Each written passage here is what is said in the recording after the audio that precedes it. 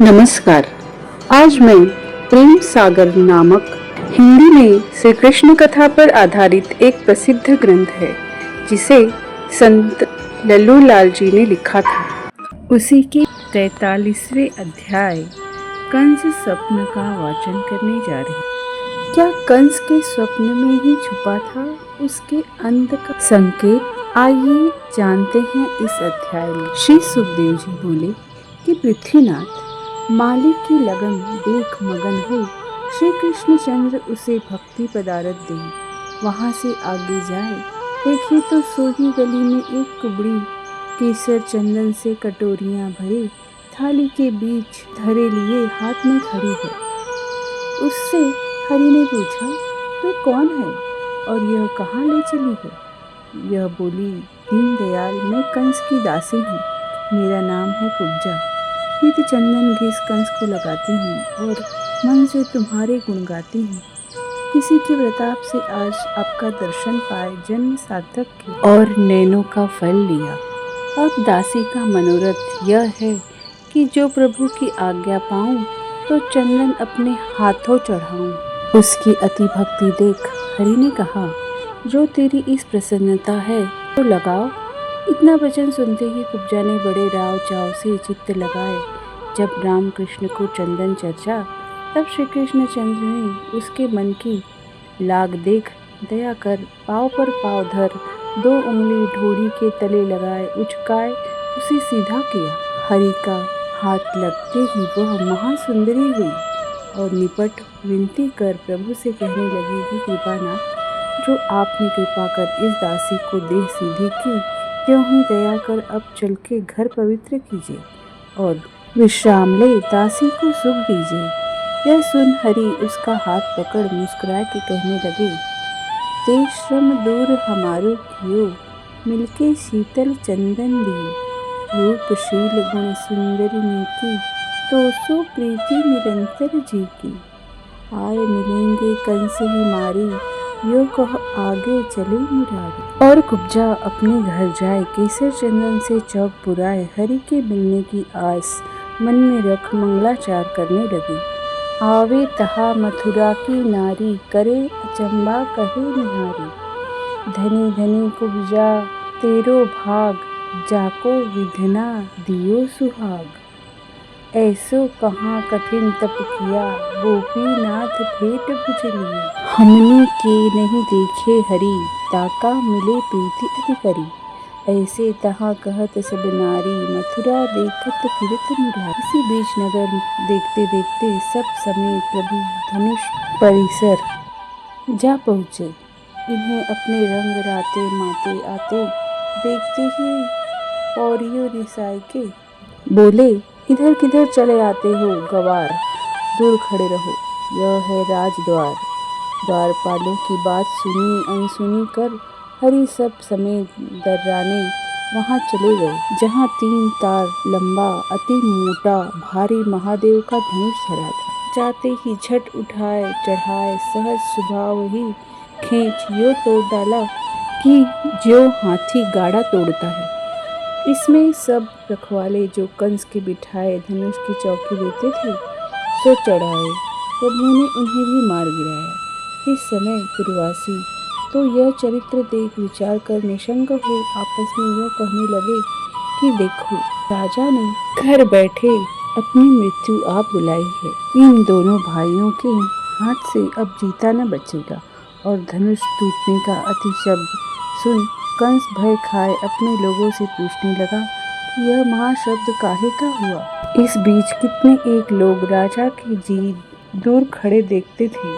वे मुड़ फिर कर यूँ जा पुकारे कि महाराज की दुहाई, रामकृष्ण ने आए नगर में बड़ी धूम मचाई, शिव का धनुष तोड़ सब रखवालों को मार डाला। इतनी बात के सुनते ही कंस ने बहुत से योद्धाओं को बुला के कहा, तुम इनके साथ जाओ और कृष्ण बलदेव को छल कर अभी मार आओ।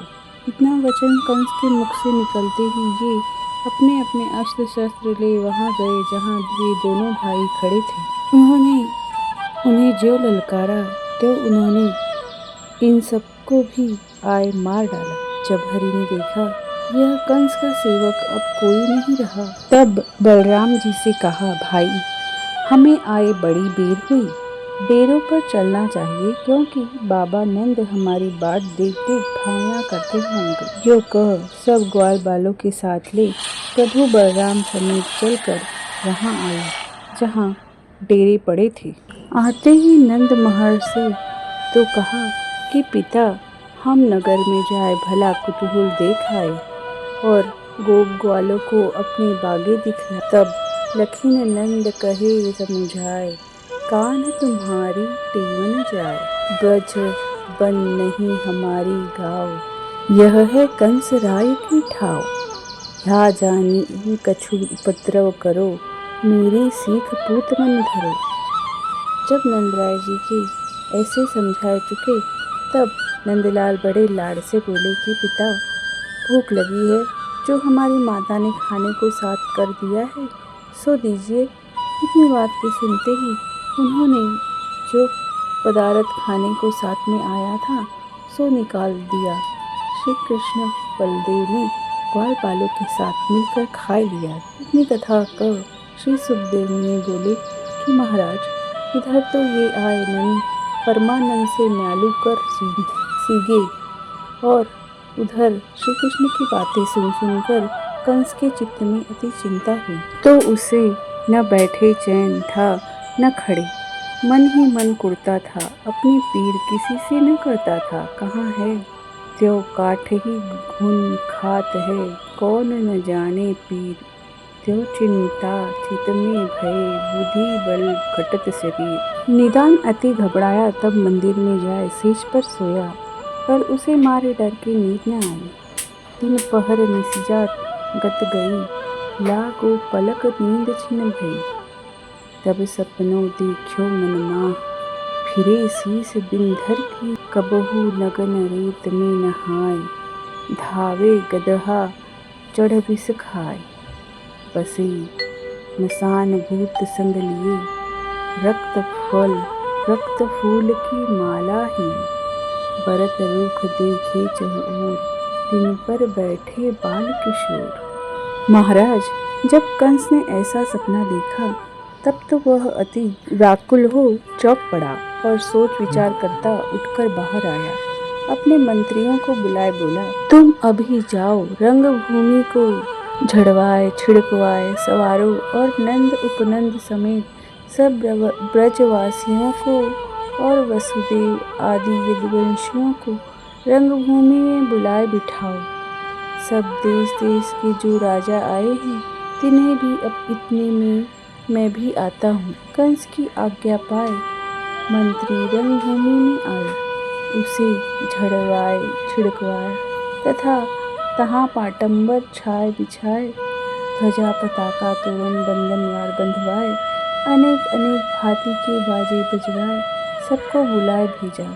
वे आए और अपने अपने मंच पर जाए बैठे।